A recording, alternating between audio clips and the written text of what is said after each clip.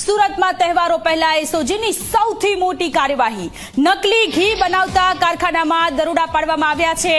9000 કિલોથી વધુનું નકલી ઘી કબજે કરવામાં આવ્યું છે। 4 આરોપીઓની ધરપકડ કરવામાં આવી। અમરોલી વિસ્તારમાં 3 જગ્યાએ અલગ 3 જગ્યાએ દરોડા પડ્યા છે। કેટરિંગ, કરિયાણાની દુકાન અને ડેરીમાં ઘીનું ચેકિંગ થયું છે। 250 થી 350 રૂપિયા પ્રતિ કિલોના ભાવે વેચાણ કરતા હતા।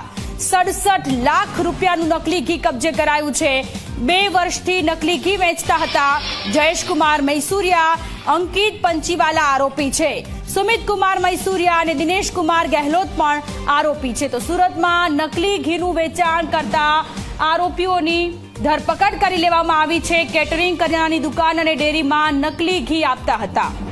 એસઓજી દ્વારા રેડ કરવામાં આવી, જે રેડની અંદર માધવ ડેરી પ્રોડક્ટ નામની